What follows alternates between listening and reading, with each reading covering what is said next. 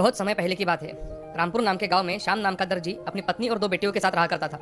श्याम की दोनों बेटियां पढ़ाई में बहुत ही होशियार थी, मगर उनके पास कम पैसे होने के कारण वो बहुत गरीबी में दिन गुजार रहे थे। श्याम का दर्जी का धंधा ना चल पाने के कारण उसके घर में हमेशा खाने के लाले पड़ा करते थे। अब एक दिन ऐसे ही श्याम दुकान में काम कर रहा था, तभी एक आदमी, अरे श्याम भाई क्या कर रहे हो? अरे कुछ नहीं भाई, थोड़ा काम था वही कर रहा हूँ। तुम बताओ कैसे आना हुआ?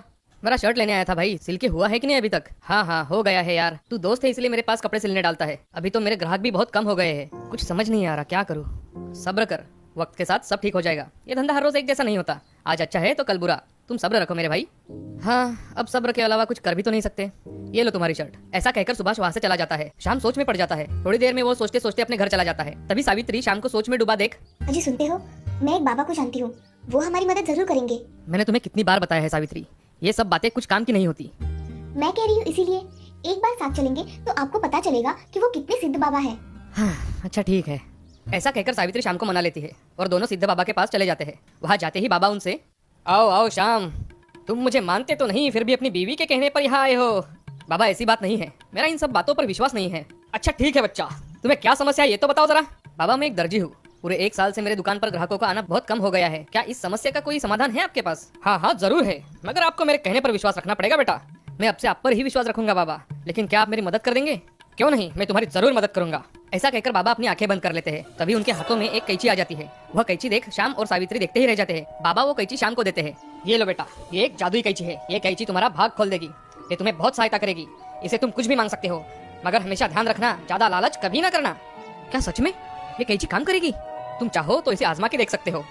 जी मैं जरूर इसे एक बार आजमा कर देखना चाहूंगा।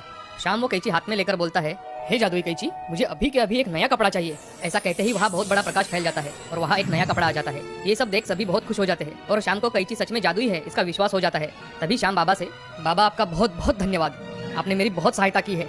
मैं इस कैंची का कभी भी गलत इस्तेमाल नहीं करूंगा। ऐसा कहकर श्याम और सावित्री बाबा के पैर पड़कर वहाँ से चले जाते हैं। उस दिन शाम का पूरा दिन बहुत अच्छी तरह से गुजरा।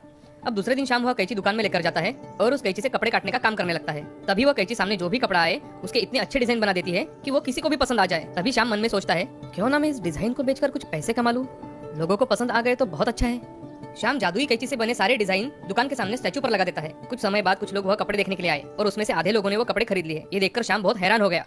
लोगों को मैंने बनाए हुए कपड़े पसंद नहीं आते, मगर इस अलग डिजाइन के कपड़े बहुत पसंद आ रहे हैं। शाम दुकान बंद करके रात को घर चला जाता है और सब बातें सावित्री को बताता है। तो सावित्री बहुत खुश हो जाती है। आज अच्छी आमदनी होने की वजह से शाम को पैसे मिले थे, इसलिए सावित्री अच्छा खाना बनाती है और सबको खिलाती है। अगले दिन से शाम और जादुई कैंची मिलकर कपड़ों के नए नए डिजाइन बनाते हैं। ऐसे ही एक दिन एक औरत को एक ड्रेस बहुत पसंद आ जाती है और वह शाम से, भाई साहब ये ड्रेस मुझे बहुत पसंद आया है, कितने का है ये? जी सिर्फ आपके लिए 1000 रुपए का है, आप चाहे तो खरीद सकती है। जी मुझे ये ड्रेस चाहिए। ऐसा कहकर वो औरत वो ड्रेस खरीद लेती है। अब ऐसे ही हर रोज शाम का धंधा बहुत अच्छे से चलने लगा था। अब उसे कोई भी समस्या नहीं आती थी। अब वो गरीब लोगों की मदद भी कर दिया करता था। एक दिन ऐसे ही शाम की बेटी उससे कहती है, पिताजी मुझे आपसे कुछ बात करनी है। हाँ बोलो बिटिया। पिताजी हम सोच रहे थे कि क्यों ना इस साल हम अनाथालय के बच्चों को कपड़े बांटे जो कि बहुत खूबसूरत हो। ठीक है बेटा, मैं जरूर बना के रखूंगा। इसके बारे में मुझे अनाथालय के प्रिंसिपल से मिलना पड़ेगा, वो मैं देख लूंगा, तुम चिंता मत करो। सच पिताजी, आप ये सच कह रहे हो? मेरी दोनों बेटियों ने इतना अच्छा निर्णय लिया है तो मैं कैसे मना कर सकता हूँ भला। सच में पिताजी आप स्कूल में कपड़े बांटेंगे?